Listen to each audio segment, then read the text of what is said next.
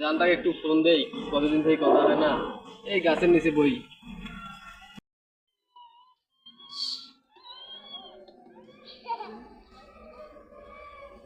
Hello জান, কেমন আছো?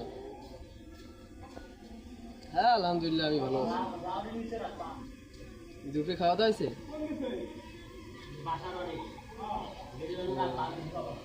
না, আমি এখনো খাই নাই। তো এখন কি করতেছো?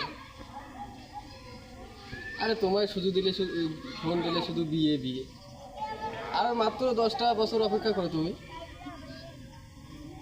সবাই গেল আর 10টা বছর অপেক্ষা, শুধু 10টা বছর কয়েকদিন হয়ে গেলেই বিয়ে করবো, সমস্যা নেই।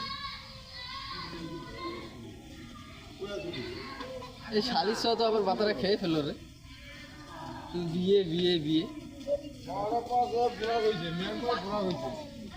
আচ্ছা দেখি, আব্বাকে জিজ্ঞেস করি, হইলে হবো না হলে নাই। এই শালির সহ আমার মাথাটা খাইয়ে ফেললো, খালি বিয়ে বিয়ে। এখন কি বয়সটা হয়েছে আমার, আবার কাছে তো গেলে যে আমাকে কি বলে, দেখি কি বলে, যে দেখি কি কয়। আব্বা বাসা আছেন?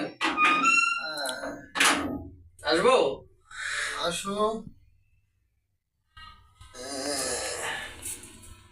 আপনার সাথে একটা কথা ছিল। কথা না, আমাদের সময় হয়ে গেছে।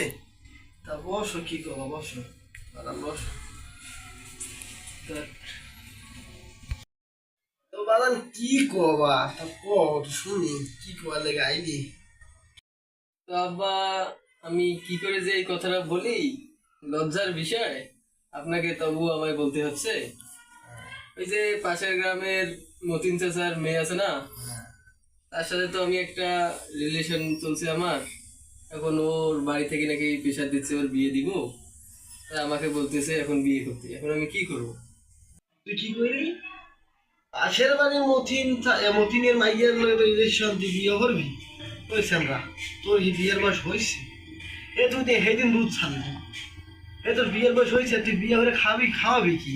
আর তুই নিজে তো আমার হোটেলে খাস, নিজের বাড়িতে আইতারস নাই, মেয়ের খাওয়াবি কি তুই? আয় আব্বা, এটি আপনি কথা বললেন? আপনি এই কথাটা কি আপনার মুখে শোভাইলো যে আমি ওই মতিনের বেড়ি বিয়ে করে কি খাওয়াবো? আর আপনি বললেন যে আমি আপনার হোটেলে খাই, নিজের পায়ে এখনো দাঁড়াতে পারিনি। ও কি হাতি না ঘোড়া? আমিও যা খাই ও তো তাই খাইব। তো দুধের দাদা আমার পরে নাই, তুই নিজের বেলা দাঁড়াস নাই, চাকরি বাকরি করস না, তুই আমার হোটেলে খাস, আর তুই বিয়ে হওয়ার পাগল হয়ে গেছস। দাঁড়াও তো দেখতে আসি।